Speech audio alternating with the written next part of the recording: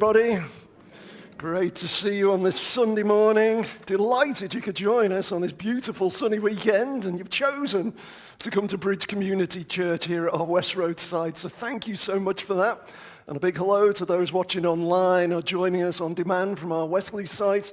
Again, absolutely delighted that you can join us today. My name's David Oakley, lead pastor here at Bridge Community Church, and I have the privilege to carry on this series. We're just coming to the end of this first section of this series called Dare to be Different. And so, to get the grey matter working this morning, I've got a question for you there. Have you ever been to an awkward dinner party? There's one or two little mumblings there and smiles. It's coming back to you, isn't it? Yeah. Well, it has happened to me once or twice, got to be honest. I got invited to a New Year's Eve party one time, and it had been a party I'd been to a few times, and it was always a fancy dress party. But this particular New Year's Eve party that I was invited to, for some reason the host had changed the idea, and so it wasn't a fancy dress party. And me and my mate Stuart turned up as the Blues Brothers. Black pork pie hat, black tie, and yeah, we were really rocking the blues that night. Everybody else immaculately dressed. Felt a bit awkward. Another time I was invited to a businessman's breakfast. The problem was I didn't hear the businessman's part. I just heard breakfast, which is normal for me. And again, everybody suited and booted.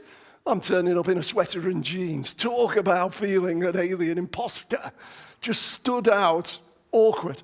Or perhaps it's not so much the dress. It's somebody who makes that inappropriate comment. And suddenly there's silence, there's awkwardness, everybody's looking around thinking, can't believe he said that. Or perhaps it kicks off. Have you been in one of those situations? This is a joy of the series we're looking at. We dare to be different. Real life situations that people experience. Jesus of Nazareth also experienced. So welcome again to our Dare to be Different series. And as I said earlier, we're coming to the end of this first section of the talk. So please jump on the Bridge Community Church website or our YouTube channel and just listen to some of the great talks that have gone before. Emma was on last week. We've had Colin Baxter. Oh, just great stuff speaking about prayer, how we should think about disasters, or how we should be generous, or how we should love. They're all these radical ways that Jesus says, come on. This might be what prevailing culture says. This might be what society says. But I want to show you the life-giving way. Follow my way. And of course, as a church, this is what we try and embrace. Our vision as a church is to be a Jesus-centered people longing to see transformation in Bury St Edmunds and beyond. We don't see that transformation unless we zoom in on Jesus first. As we learn his way, as we start to dare to be different, as we start to live in a life-giving way, there is this rollout impact upon other people and causes that transformation. And today we're going to look at this idea of how do we spend our day off or our downtime. Now, for some of us, the day off varies, doesn't it? For some of you, today, Sunday, is your day off. And great, you've chosen to come to Bridge Community Church. Brilliant, well done. Gotta say, Sunday is never a day off for me. So I have to pick another day. It's normally a Friday. For some of you, you may be shift workers, and so sometimes it can vary day to day, place to place, week to week, on how you get and use your downtime. Or others of you, you may be retired. So perhaps it's a day off from playing golf or something like that. But we're all got different responsibilities. So whatever time you get, whatever break time, downtime, can we choose a life-giving way to spend that time? You might say, hold on, David, I work hard. I need my time. Perhaps you're an introvert like me. I want my books. I want to close the doors. I want to fill the moat with sharks. I don't want anybody to come and do anything with me. But is that a life-giving way? Of course you've got to rest. Of course you need some downtime. But is there some space to embrace three principles that Jesus teaches us through his awkward dinner? First of all, will we choose to help and to heal?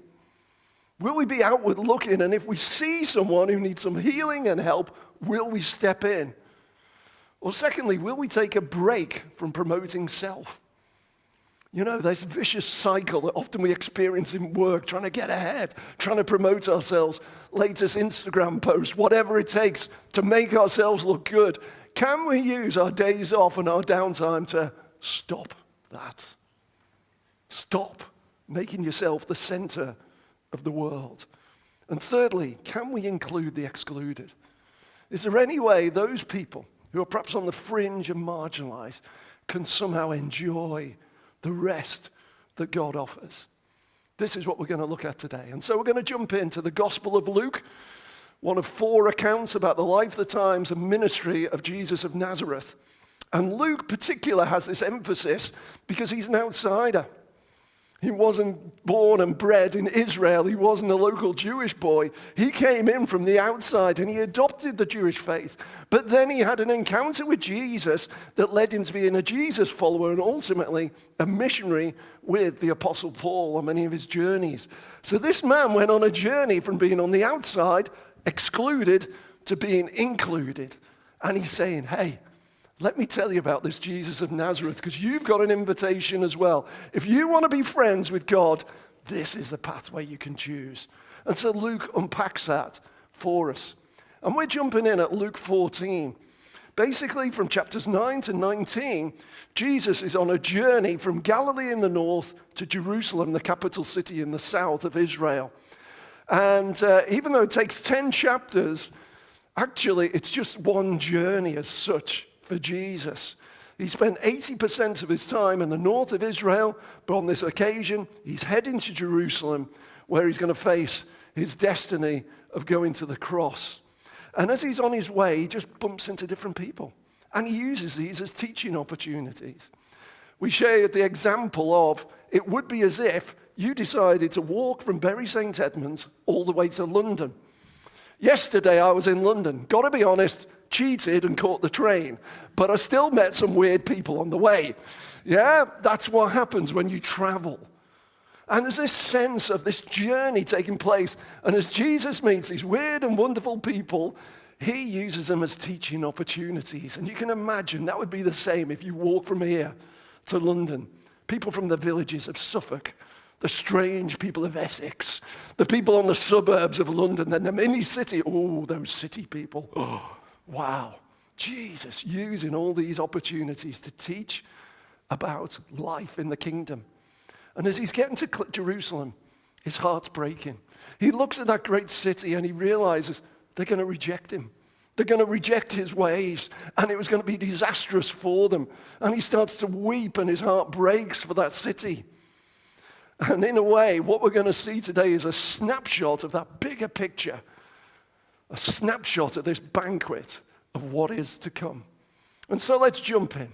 Let's be invited to that awkward dinner party. Let's imagine we've gone to church, or the equivalent of synagogue back then, and we've been invited to this dinner party.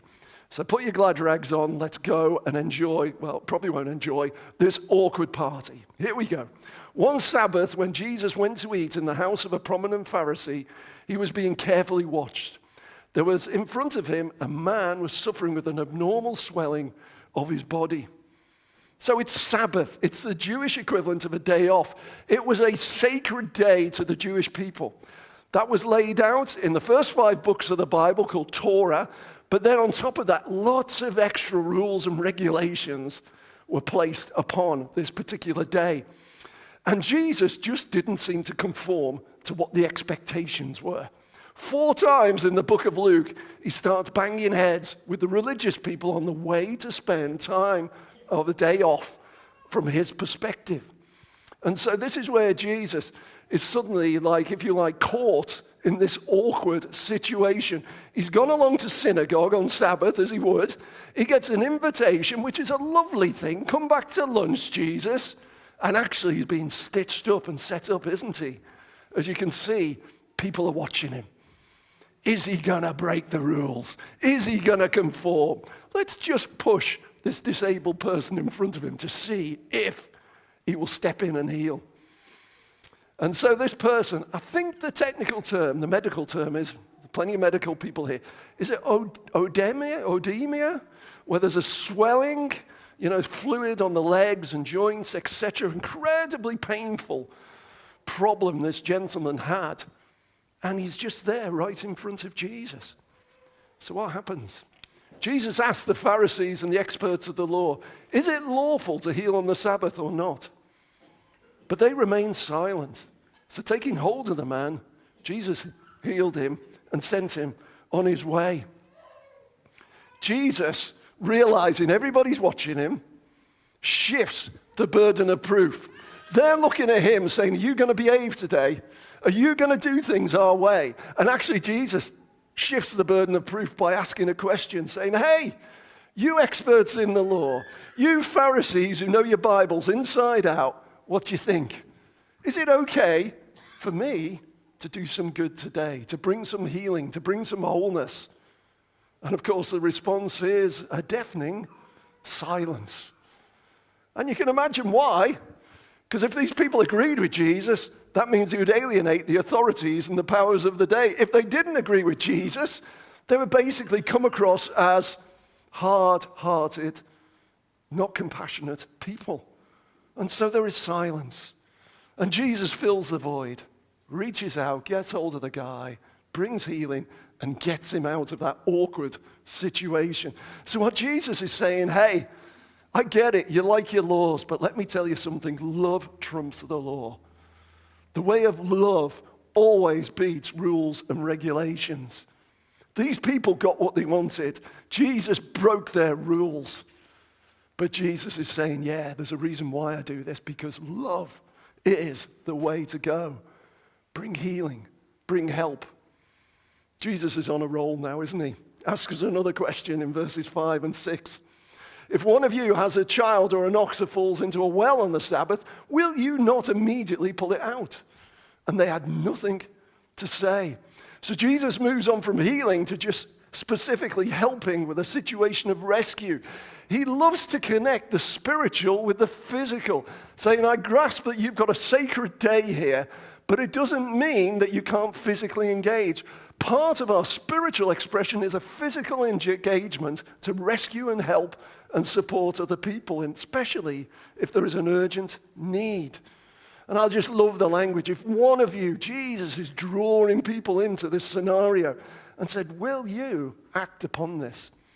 Actually, in first century Jewish culture, they probably all would. Only the most fundamentalist of religious leaders at that time wouldn't step in and help. And so Jesus is saying, hey, there's already these rules and regulations to justify this behavior. Why not make it part of the norm? So, your day off, your downtime. I love what Grace shared before. Salvation Army, aren't they legends, in the way they engage and help the poor? Yeah, you can work hard for 6 days, then you get a day off. Oh, by the way, keep looking out to help and heal people. Brilliant. Absolutely brilliant. And this is the challenge. Your day off. Is it all about self-indulgence? Is it all about your hobbies, your thing? Or is there some space? As I said earlier, of course, a day off should be a day of rest, should be a day of recuperation. But there has to be some space for people in it. We were never designed just to pull away from anything and everything. There has to be some of that space, and that comes from an introvert. So I'm with you on this one. Okay, let's move on. The promotion in verse 7. When Jesus noticed how the guests picked the places of honor at the table, he told them this parable. So Jesus, in addition to filling the void of silence, he's looking around and he's watching a bit of a scrap going on. In Jewish first century setup, you'd have the head table, and then there'd be various couches that would break out in a horseshoe shape from the head table. The nearer you got to the head table, the more important you were. So here we are with all these rules and regulations about Sabbath, yet the hint of trying to grab a great seat, these guys are piling in and trying to elbows out. Yeah, we've been there once or twice, haven't we? It's great. This battle goes on to try and get the best seats. And of course, Jesus observes this, and he tells a story. But it's not just an ordinary story. It's a Jesus story, so it's called a parable.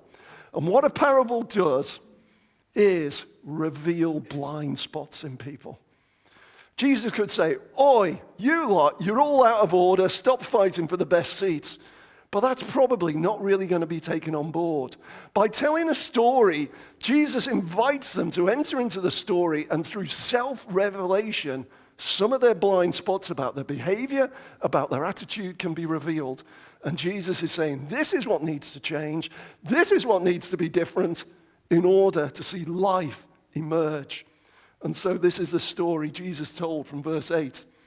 When someone invites you to a wedding feast, do not take the place of honor, for a person more distinguished than you may have been invited. Now, of course, that doesn't quite sit with us, because usually when we go to weddings and wedding receptions, you've got your name tags, haven't you? They're all laid out on tables. But you still know the pecking order, don't you? If you're anywhere near the top table, you know you're important to the people who get married. If you're near the toilets, yeah, it's not so good, is it? But we've all been there. But in this culture, apparently, you can just try and grab whatever seat you want. And some of these people, their general attitude was, I'm going to push to the front and get my seat. And Jesus goes, whoa, don't be doing that. Why not? We'll see in verse 9. If so, the host invited both of you will come and say to you, give this person your seat. Then humiliated, you'll have to take the least important place. Can you imagine that scenario? You just managed to battle your way to your nice posh seat, you're sitting down, and suddenly the host comes along with an even more important person than you. Oi, out. This seat belongs to somebody else. The walk of shame, the embarrassment. Even the average seats have been taken by this point, so yeah, you walk all the way to the back. And if it was me, probably straight out the door, because it's so embarrassing and humiliating. This is what the picture is from Jesus. And he presents a better way here in verse 10. But when you're invited, take the lowest place, so that when your host comes, he will say to you, friend, move up to a better place. Then you'll be honored in the presence of all the other guests. Wonderful scenario, isn't it? Who here likes an upgrade? Oh, yeah. We love an upgrade, don't we? We love it when someone moves us from the lowly place. And this is what Jesus is encouraging. Pick the lowly place, and then you'll be upgraded occasionally. Someone will come along, and everybody else will be wondering, wow, who's that person? They've been moved up to the top. Again, showing a little bit of my selfishness. God willing, I should be getting on an airplane to America this Thursday. Taking part in a conference, some speaking engagements over there. Most importantly is Ashley Owen's wedding, of course. That's the most important thing, to take part in that. But yeah, I've got to be honest, I'm hoping as I get on the plane, somebody steps in, Mr. Oakley, would you like to turn left instead of right? You've got those long, long legs. They don't really fit in economy, Mr. Oakley. Please come into business or even first class. You'll be far more... That's the dream on Thursday morning. No, I was going to say, please pray for me. That's well out of order. No, don't. And besides, it's like 5 o'clock in the morning, so don't worry about it. Yeah, hey, just a bit of humility, but feel my pain with my knobbly knees and long legs under my chin. You know, it's not a good thing. But hey, we love an upgrade. And Jesus said, wait for the upgrade from people. Don't be at the center of your own efforts. Let other people honor you. And then he adds this spiritual element. This would be typical a part of Jewish teaching from a rabbi. As Jesus says in verse 11, for all those who exalt themselves will be humbled. Those who humble themselves will be exalted. So Jesus is not just teaching some social etiquette here. He's not just teaching, well, if you do this, this will happen. What he's saying here from this verse is actually getting an upgrade from people's quite good, but getting an upgrade from God, that's different gravy. That's class. This is the picture that Jesus is talking about here. He said, yeah, keep pushing yourself, keep promoting yourself, keep exalting yourself. One day God's going to step in and you need a bit of humble pie. Whereas if we come humbly, lowly, meekness, compassion, Jesus said, you know, there's going to be a day when God's going to get hold of you and give you the best upgrade you've ever had. Jesus didn't just teach this. Jesus lived this. He was enthroned in heaven. Angels were worshiping him. And he saw the state and the mess here on earth, And he stepped in. And he didn't step in as some king, did he? The lowest of the low, questions about his parenthood, questions about, his background, became a refugee, an oppressed people, constantly under attack. Talk about humility. Eventually went to a cross, died a criminal's death, the ultimate shame for you and for me. Jesus modeled this, and we say, brilliant, what a great example. It is because God has exalted him back to the highest place. King of kings, Lord of lords.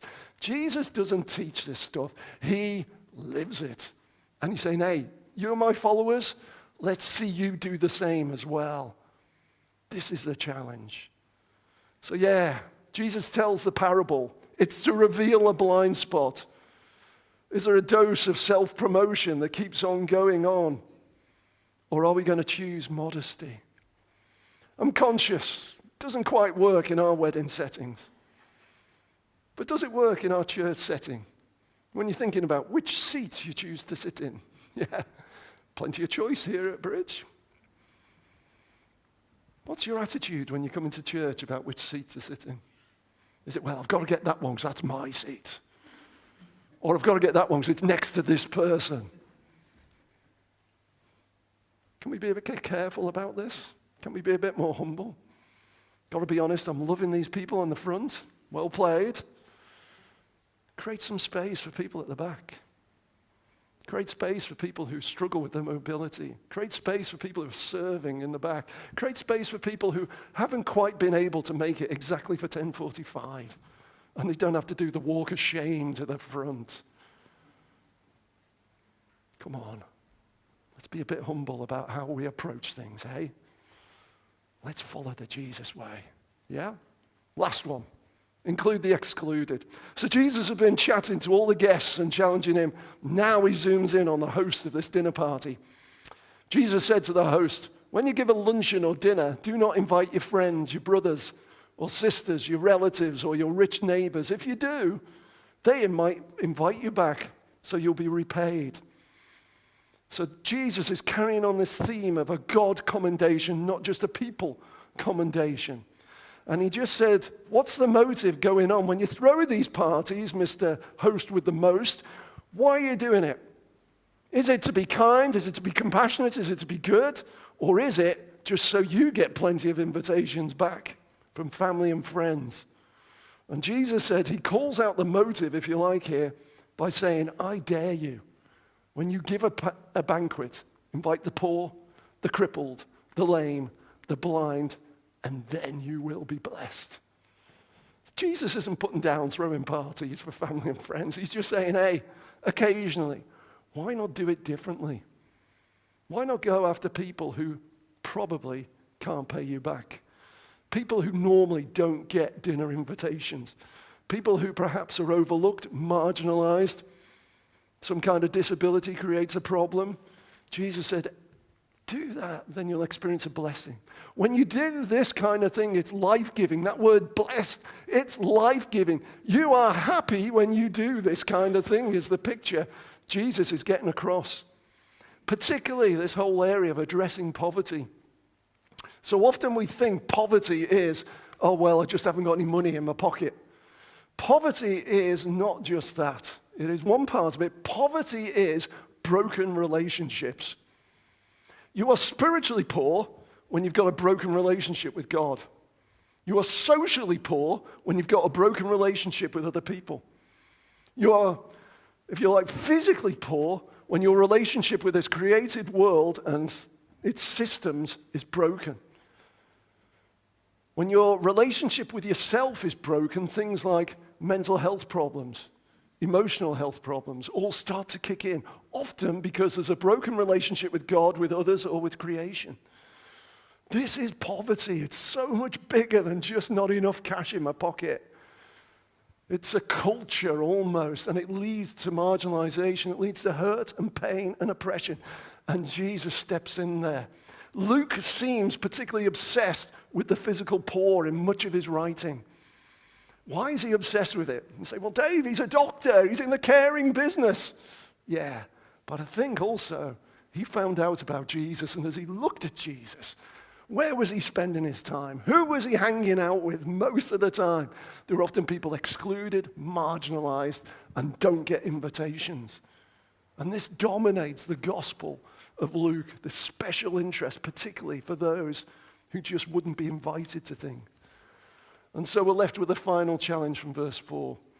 Although the poor cannot repay you, you will be repaid at the resurrection of the righteous.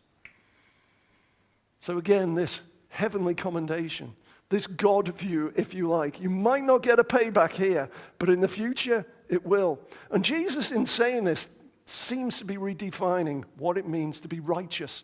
Righteous is to do what's right, to be right, to behave in a right way. And Jesus says, do you know what? That is more than keeping a few of your rules and regulations around Sabbath. It's actually all about love. It is actually about love trumping the law keeping. It's about the connection with God, that relationship. Jesus came to restore relationships. Jesus came to deal with our poverty. That's what he intervened for. And if you like, the most righteous thing you can ever do is to cry out to God and say, God, I need your help. I need you to help me. I need you to live this life. Rules, regulations, they're killing me. I need you and your life-giving love. Have you done that? Have you made that decision? Have you cried out? That is the most righteous thing you can do. When you as a human being cry out and say, God, I need your help. Need your help. And so, your day off. Are we going to prioritize earthly or heavenly outcomes? Are we going to deliberately try and reach out and engage with other people in the possibility that God's going to commend us in the future? This is life-giving teaching. And I have to say, it's game-changing teaching. We're on a Sunday. Most of us, Sunday is the day off. How are we going to spend our time? How are we going to use it? At 24 years old, I turned up to a little chapel in Lancashire. And it was full of farmers. I could tell they were farmers because they were all wearing the suits they got married in this particular chapel. And I turned up as a guy who grew up in Merseyside and worked in Manchester, then went to Lancashire through a work move. And on the outside, I was fine.